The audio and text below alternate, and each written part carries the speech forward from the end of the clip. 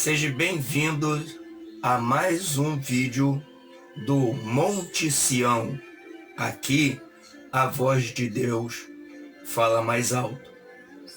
No vídeo de hoje, eu quero trazer uma reflexão para você a respeito da blasfêmia contra Deus.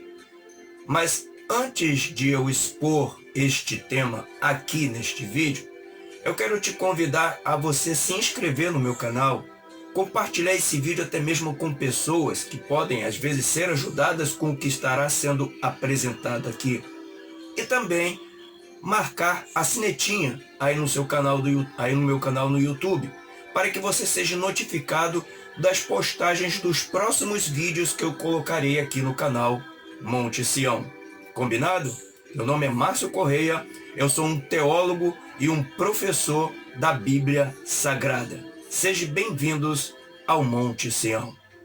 Você sabe o que é blasfêmia?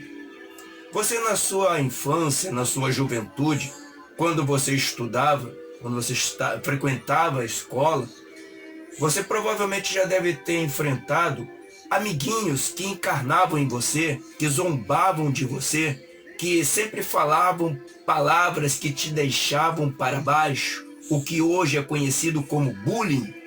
Como que a pessoa fica ao receber estes tipos de palavras ou qual mexem com ela? É nesse contexto que você pode entender o que significa a palavra blasfêmia.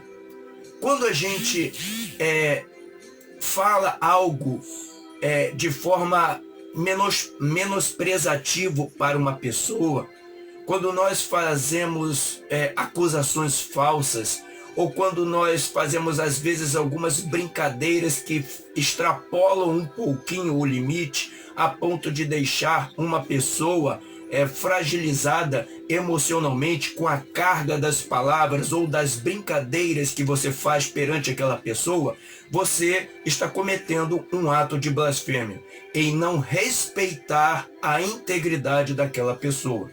Isso acontece muito naquelas pessoas que gostam muito de ficar fazendo piadas, de ficar fazendo gozações, que gostam muito de fazer esses tipos de expressões a ponto de cativar pessoas e chegando a um ponto aonde ultrapassa o limite da tolerância e indo além, assim como o que acontece com a liberdade.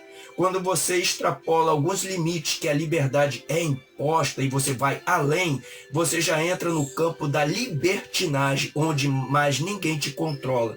E você começa a fazer atos que poderão gerar coisas que irão voltar para você.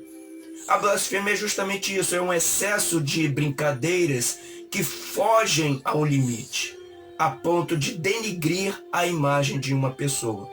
Então, blasfêmia contra Deus é quando pessoas, principalmente pessoas que não acreditam em Deus, fazem através de atos ou através de gozações, de palavras pesadas, qualquer tipo desses contextos que eu acabei de explicar em relação ao nome de Deus, em relação à pessoa de Deus. Fazem blasfêmia contra Deus. Lá na Bíblia Sagrada, em Gálatas capítulo 6, versículo 7, a palavra de Deus diz o seguinte: de Deus ninguém zomba, porque Deus zela pelo sagrado nome dele. Tudo que vem de Deus é sagrado. Não pode, eu repito com palavras bem maiúsculas, não pode ser zombado, porque é algo sagrado. E Deus é um ser vivente. Tanto é o fato que muitas pessoas têm um senso de justiça dentro delas, que quando elas começam a fazer atos de gozação ou de blasfêmia em relação ao nome de Deus, ela sente algo que faz elas pararem. É um senso de justiça que tem dentro delas. Por exemplo, se você chegar perto de uma pessoa e falar assim, xinga o nome de Deus, fale mal do nome de Deus, essa pessoa vai ficar um pouquinho travada ao cometer esses atos que você está pedindo para ela.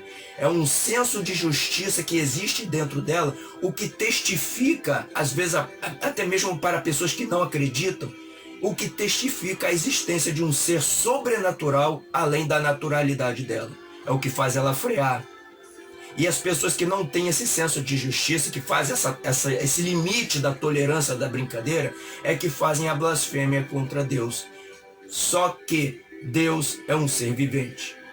Muitas pessoas que às vezes inspiram vingança, algum ato a cometer contra aqueles que lhe feriram, elas são impulsionadas a cometer esses atos para defender a sua honra e a sua integridade perante aquelas acusações e aquelas alfinetadas que alguma outra pessoa lhe fez. É um senso de justiça automático quando a pessoa é ferida. Deus é basicamente isso também.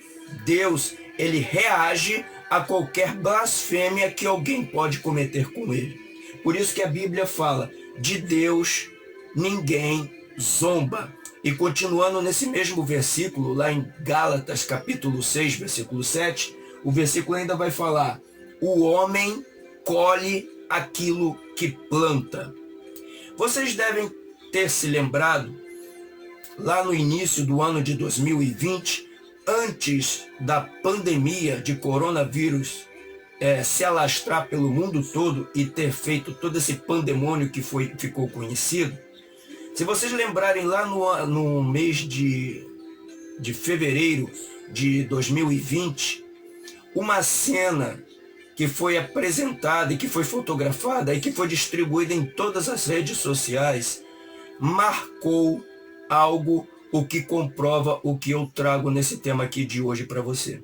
Você deve ter se lembrado lá no Carnaval Carioca, em fevereiro ou março, por aí do ano de 2020, quando acontece o Carnaval no Rio de Janeiro, uma imagem circulou por todas as mídias sociais, até mesmo pela internet, onde uma escola de samba apresentou no seu quesito, e ali, quando ela desfilava na avenida, né, para apresentar suas alegorias, uma imagem marcou, que era uma imagem onde o qual apresentava um figurino fantasiado de demônio e um outro figurino disfarçado de Jesus Cristo.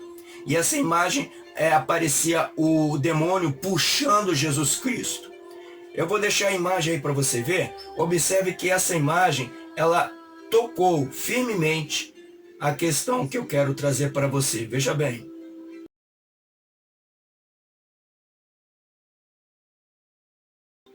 Pois é essa imagem aí que circulou por todas as mídias sociais. Não preciso dizer em muitas palavras que isso aí foi um ato de blasfêmia contra o nosso Deus Criador. Jesus Cristo é o Deus encarnado em forma de ser humano. Nessa imagem aí, as pessoas extrapolaram o limite da tolerância, chegando a um ponto onde o qual fizeram ali um ato totalmente de blasfêmia contra o Deus Criador. Pois bem, de Deus ninguém zomba. E após o carnaval ter acontecido e essa imagem ter circulado, o mundo não foi mais o mesmo até então. A pandemia começou em março de 2020, justamente já no término do carnaval, e se alastrou pelo mundo todo. De Deus ninguém zomba. O mundo então passou por uma total mudança, de uma total transformação. O nome é uma identidade da alma. Por isso que eu sempre costumo orientar pessoas, cuidado com os nomes que você dá para os seus filhos, porque esse nome é a identificação da alma deles. Os judeus, lá nos tempos antigos, o povo israelita, eles tinham muita preocupação em dar ou nomear os seus filhos, para que ali eles pudessem ter uma identificação de suas almas, até mesmo para poder saber a linhagem dos seus pais antepassados. Mas isso é uma questão para um outro vídeo. O que você deve entender é que o teu nome identifica a alma que você tem. Cada nome tem um significado. Uma pessoa que se sente incomodada em ter o seu nome sujo no SPC é um exemplo que eu trago aqui para você de como isso é uma verdade. Você, se tiver, por exemplo, o seu nome sujo no SPC devido a dívidas que você fez e não pôde pagar, você realmente fica um pouco preocupado em querer logo limpar o seu nome, na verdade. Muitas portas, inclusive, são lhe fechadas pelo fato do teu nome estar sujo no SPC. Ou seja, você não vai sossegar até limpar o seu nome. A sua alma mostrando que ela está impura, ela está inquieta até voltar à pureza de antes. É o significado que eu levo para você da importância de se respeitar o nome de um sujeito, o nome de uma pessoa, e nunca blasfemar sobre o nome dessa pessoa. Porque quando você faz isso, você está como se fosse assim, uma exemplificação melhor para ser dado, é como se você estivesse cuspindo na cara de uma pessoa, né? E a pessoa não vai se sentir bem com isso, porque ela quer ser respeitada. Da mesma forma é Deus. Só que Deus é o Criador de todas as coisas. Então, quando você blasfema o nome de Deus, você está sentenciando o mundo a entrar num caos. Porque quando você blasfema contra Deus, é a mesma coisa que você estivesse dizendo assim: Deus, saia de campo, saia do cenário e deixe o mundo para ficar somente conosco, os seres humanos. E é basicamente isso que aconteceu após essa blasfêmia feita contra Deus. Deus então entregou o mundo às suas concupiscências, conforme está na Epístola de Romanos. Deus então entregou o homem para se virar diante de todos os caos que ele agora está fazendo e recebendo de volta os resultados dessas ações. Não é de se estranhar que o mundo mudou completamente depois que a pandemia surgiu. Não é verdade? Um exemplo que aconteceu, que eu posso citar para você, perante a isso que eu estou lhe explicando, é o que está lá no livro de 1 Samuel, capítulo 4, 5 e 6, quando os filisteus roubaram a arca da aliança debochadamente de Israel, em nome do deus Dagom deles.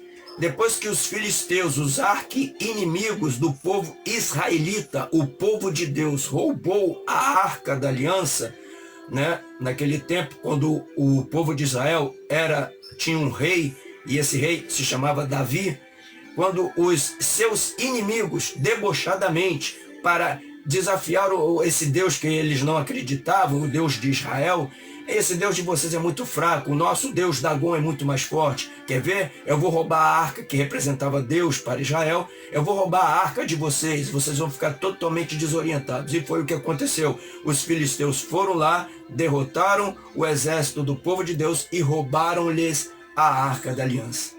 Depois que o povo filisteu levou a arca da aliança do povo de Deus para a sua terra, lá na Filistéia, né, e colocou diante do santuário do deus Dagom, o deus que eles acreditavam, muitas coisas aconteceram naquele povo.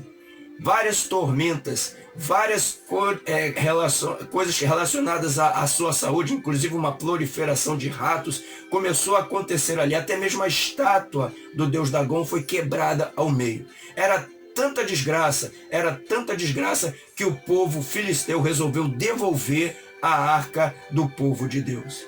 Assim acontece quando uma pessoa blasfema o nome de Deus. Ela está sentenciando ela, ou talvez até mesmo o mundo, que foi a questão da imagem, né? Porque virou o mundo todo, como se dissesse toda a humanidade para Deus. Deus, nós não queremos o Senhor aqui conosco. Então, quando nós blasfemamos o nome de Deus, nós sentenciamos a nossa vida, às vezes as pessoas do nosso convívio, ou até mesmo o mundo, a várias calamidades, catástrofes, fomes, pragas, doenças, que é o que está acontecendo no mundo hoje.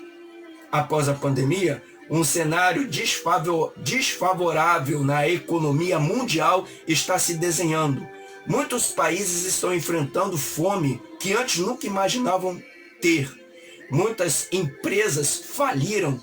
O deserto lá na Saara, por exemplo, o país Mauritânia, está sendo engolido pelo deserto do Saara. O país basicamente está quase sumindo do mapa.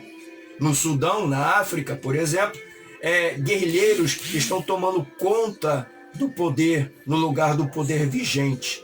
Vários grupos extremistas estão surgindo e entrando no poder. A Europa está toda desbaratinada com a situação econômica, países estão se desmembrando da União Europeia. Aqui nas Américas, alguns ditadores estão entrando em colapsos nos seus poderes de seus países.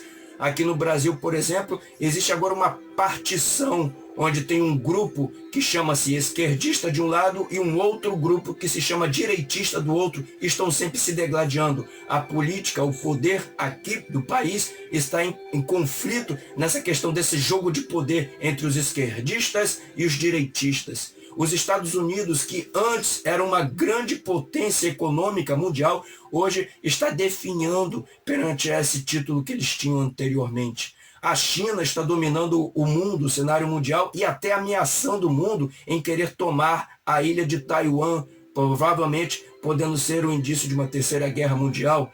A Rússia, secretamente, está também se alastrando em outras regiões, querendo dominar e ter o seu poderio reconhecido. Então, são alguns exemplos do cenário mundial ao qual nós hoje enfrentamos. Na verdade, cenários que foram construídos a partir de uma simples blasfêmia que foi feita lá atrás.